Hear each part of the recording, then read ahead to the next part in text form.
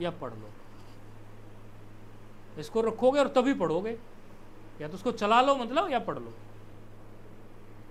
संसाधनों में जितने भी बढ़ते जा रहे हैं, इन संसाधनों से हमारी पुरानी परंपरा का नुकसान हो रहा है। न्यूज़ वालों को पता है कि 4 गाली संतों को देखो, 6 देखने वाले हैं तो और 10 बार दिखाएंगे। उनकी टीआरपी बढ़ गई, कुछ बढ़ गई। 2 लोग जो, अच्छा हमें एक बात बताओ आप लोग,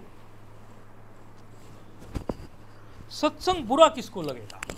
कभी आपने सोचा? जो लोग अपने जीवन को नियमित और संयमित जीना ही नहीं चाहते।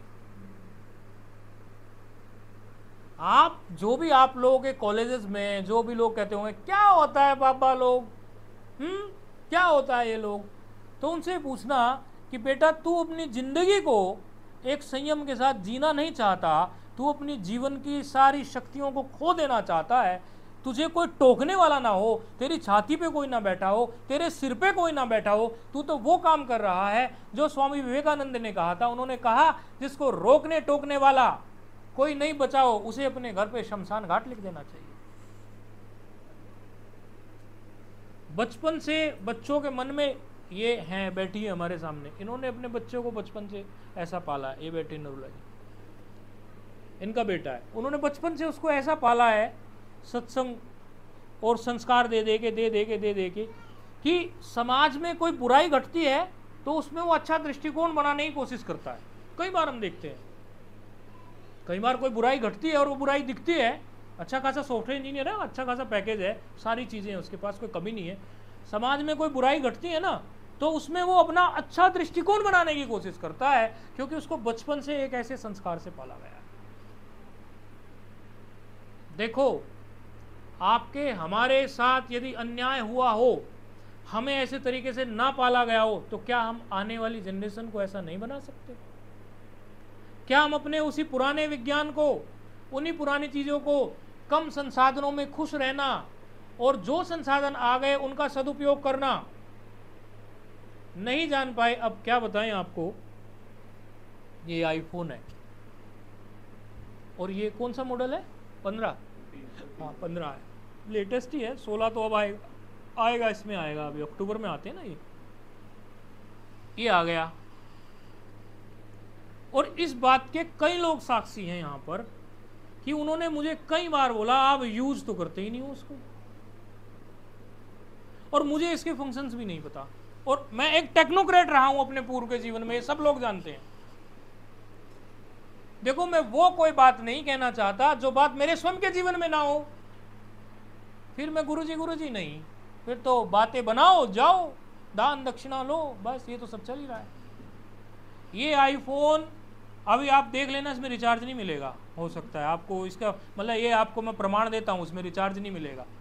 ये आईफोन के मुझे फंक्शन ही नहीं पता, और जबकि मैं टेक्नोक्रेट रहा हूँ, मेरे लिए इन ऐप्स को और इन फंक्शंस को जानना तो चुटकियों का खेल है। मैंने तो ऐप्स बनाई है ये, लेकिन मैं जब यूज ही नहीं करता उसको तो मैं जानूंगा कैसे?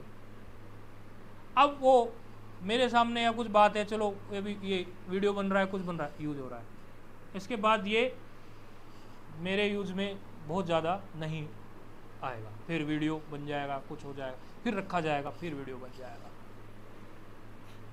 या तो फिर मैं ऐसा करूं, इसमें दिमाग मारता फिरूं और जो है ऐसे करके दिखाता फिरूं, यूं जैसे वो आग लग गई थी ना झोपड़ी में, और उसने अंगूठियां पहन रखी थी, बोले आग यहाँ लगी है, यहाँ यहाँ यहाँ, बोले देख लिया, अब पानी डाल ले, देख लिया अंगूठी पहनी है ना, देख लिया अंगूठी, अब थोड़ा झोपड़ी फूक गई, इसमें पानी भी डाल ले। तो यह तो मैं से ले गई करूँ, 15 है, 15, और वो भी इतने जीबी वाला है, वो भी अल्ट्रा प्रो है, मतलब ये जो बढ़िया से बढ़िया हो सकता है वो मॉडल ये है कुल मिला के। लेकिन ये मुझे सुख दे सकता है क्या? संसाधनों में सुख नहीं छिपा हुआ है। तो गुरु पूर्णिमा पे आप ये बात समझ लो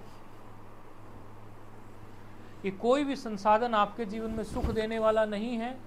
आप अपनी उसी पुरानी परंपरा से चलिए, लोग चाहे आपके साथ दिमाग मारे, कुछ भी करें, आप देखो आप ज़्यादा सुख में रहोगे उनसे ज़्यादा। ये चल रहे हैं दोनों पुरानी परंपरा से चलते हैं, और भी लोग चलते हैं, करा लो इनके टेस्ट, सारे टेस्ट सही मिलेंगे, सारी चीज़ें सही मिलेंगे।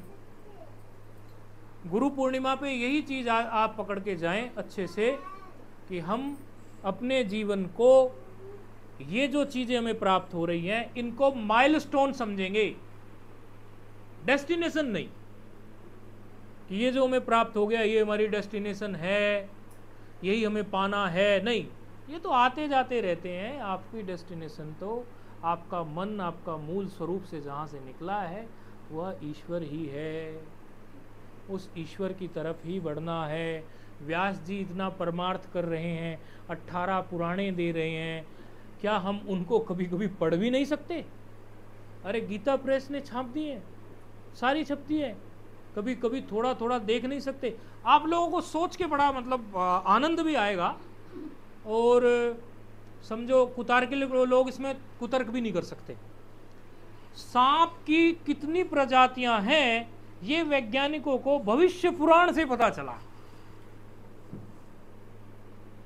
भाई सांप की कितनी वैरायटीज हैं ये भविष्य पुराण से पता चला वैज्ञानिकों को, वो स्वीकारते हैं ये बात। बताओ, पुराण का विज्ञान 18 पुराण है। अरे भविष्य पुराण में ये स्पष्ट लिखा हुआ है सब कि कुछ लोग ऐसे होंगे जिनको मूंछ नहीं होगी, दाढ़ी होगी, लेकिन उनको चोटी नहीं होगी। भविष्य पुराण में लिखा हुआ है।